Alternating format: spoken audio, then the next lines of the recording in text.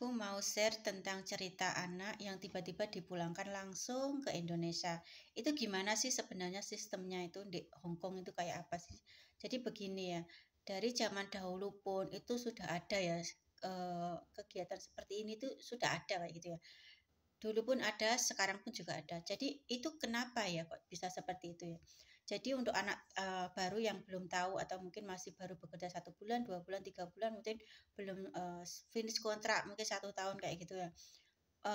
Terkadang mengalami hal-hal yang kayak dia itu ketakutan gitu ya. Kalau tiba-tiba dipulangkan, sedang dia itu nunggu DPT-nya itu sudah lama, penuh perjuangan, penuh sekali suka dukanya, tiba-tiba bekerja di Hong Kong 1, 2, 3 bulan sudah dipulangkan dan langsung pulang ke Indonesia, tidak dikasih kesempatan untuk mencari majikan lagi. Nah, ini yang aku mau bahas di sini ya.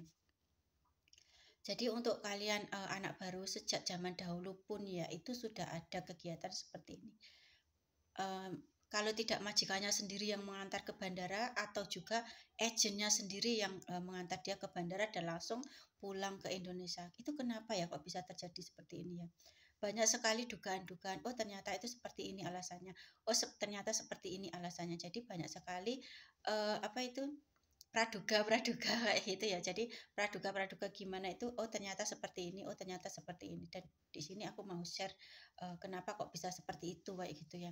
Jadi menurut pengalaman Cece yang terdahulu pun aku sudah banyak sekali mendengar. Aku kalau libur itu kalau di rumah itu memang aku itu nggak punya teman gitu ya. Tapi sekali aku keluar libur, aku ngobrol sama teman itu banyak sekali pengalaman-pengalaman yang aku ambil. Contohnya aku juga sering ngobrol itu pada mereka yang suka dukanya bekerja di rumah bos mereka.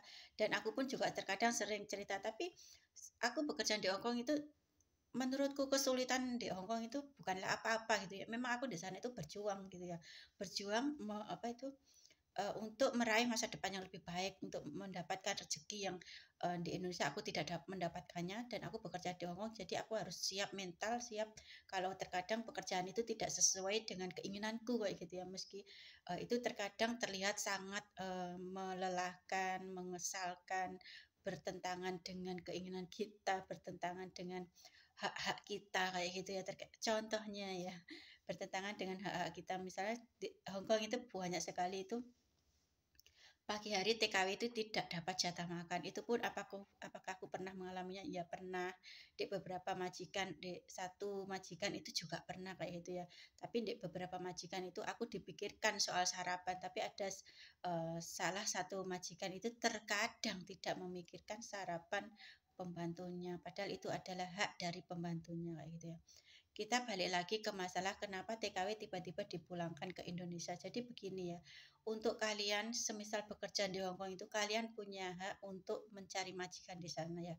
Kecuali visa kalian itu sudah habis, kalian memang harus pulang ke Indonesia. Karena kalau kalian anak baru ataupun anak lama, kalau kalian tidak bisa nyeker sendiri, maksudnya nyeker itu tahu nggak itu gimana?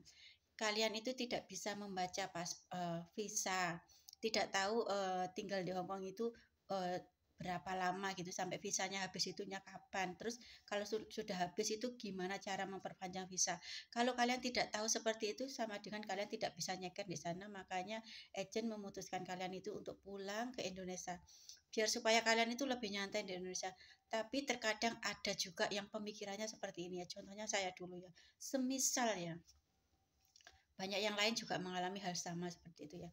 Misalnya kita itu di majikan kayak gitu ya, di terus kita itu masih semangat mencari kerja. Kalau di majikan sini nggak sukses, aku ingin sekali mencari majikan di lainnya, nggak apa-apa. Tapi terkadang ada juga ini aku kasih contoh yang terkadang majikan itu berbuat seperti ini ya. Contohnya seperti ini ya. Terkadang karena majikan itu apa itu cara berpikirnya itu sangat picik kayak gitu ya, sangat picik, dia dengan sengaja barang-barangnya si Cece itu kalau sudah nggak suka itu kayak dendam gitu ya, dendam sama si Cece-nya itu dan langsung mengantar dia itu ke bandara. Contohnya seperti itu. Misalnya ya, karena apa gitu ya, misalnya dia itu salah masak atau mungkin juga tidak sengaja anaknya yang dijaga itu jatuh atau apa gitu ya. Terus dia itu nggak suka sekali, dia itu kayak bener-bener sakit hati kayak gitu ya. Terus tiba-tiba saja itu barangnya si Cece itu dirapikan blak blak blak blak, masukkan ke tas ya. Habis itu langsung ditelepon ke agen penerbangan tiket untuk membeli tiket pesawat, dan dia itu karena ada loh majikannya seperti itu. Jadi di sini aku mau menceritakan tentang duduk permasalahannya dan bagaimana solusinya kayak gitu ya. Jadi terkadang ada yang tahu, terkadang ada yang nggak tahu. Jadi di sini aku mau share gitu ya, biar kalian itu lebih paham gitu ya, untuk mengambil langkah-langkah selanjutnya kayak gitu ya. Jadi kalau kalian semisal mengalami kayak gitu ya, ada CC yang tiba-tiba majikannya sakit hati gitu ya, barangnya langsung dikumpulkan, dimasukkan tas, dibelikan tiket pesawat, diantar ke bandara, didampingi kayak kita itu. Kalian jangan heran kalau ketemu majikannya seperti itu ya. Ini aku kasih tahu kan gambarannya ya. Terus diantar pakai taksi. Diantar pakai taksi karena nggak mau maafan ya, nggak mau ribet, nggak mau terlalu lama, langsung dinaikkan taksi, langsung meluncur ke bandara, mau diantar pulang ke Indonesia. Apakah bisa? Bisa. Setiap TKW yang memegang paspor, memegang tiket pesawat, dia bisa pulang, apalagi yang ngantar majikannya.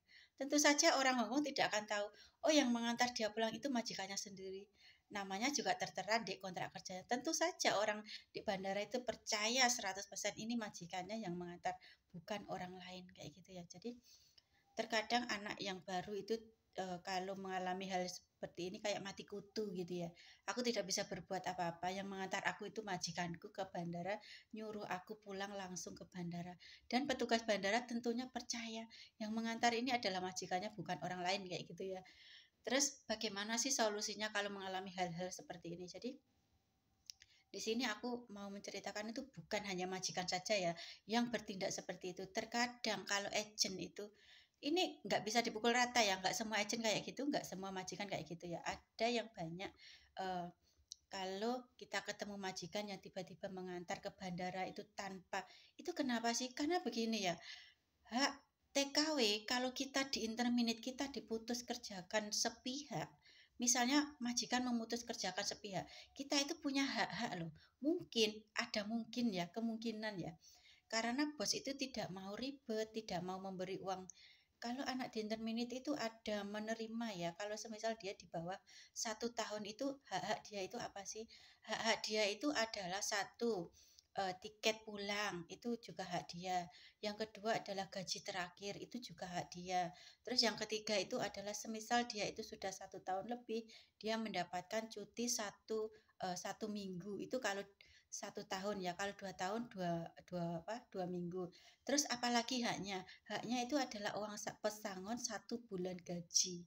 Jadi kalau kalian tiba-tiba di interminate itu, kalian mendapatkan 1 bulan gaji untuk ganti rugi kalian di interminate saat itu dipecat kerja kayak gitu ya. Jadi ada ada sebagian majikan itu yang bertindak licik kayak gitu ya.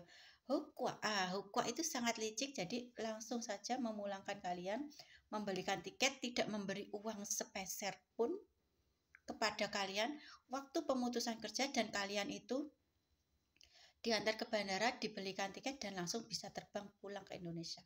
Dan itu nanti kalau dia mungkin juga membuat laporan ke imigrasinya, dia bilang apa coba? Kalau orangnya sudah segitunya kayak gitu. Mungkin dia juga akan laporan seperti ini.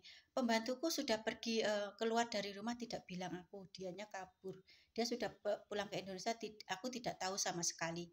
Kalau seperti itu gimana ya? Terkadang kita itu tidak bisa tidak berpikir sejauh kayak gitu ya, oh ternyata seperti ini. Tapi tidak semua majikan seperti itu ya. Banyak majikan itu yang mematuhi peraturan Hongkong. Mereka benar-benar patuh sekali pada peraturan Hongkongnya. Apalagi orang Hongkong sendiri, dia tidak akan berbuat seperti itu. Mungkin juga ada orang yang mungkin pengalamannya kurang, atau mungkin juga dia itu karena terbentur miskin gitu ya. Maksudnya sudah benar-benar tidak bisa menggaji, atau sudah benar kemungkinan yang terbesar adalah karena sakit hati sama pembantunya. Ini yang kemungkinan paling besar sekali itu seperti ini. Ini ada part 2-nya ya. Jadi setelah ini karena mungkin sudah 10 menit, nanti lanjut part 2 ya. Ini part 1-nya dulu ya.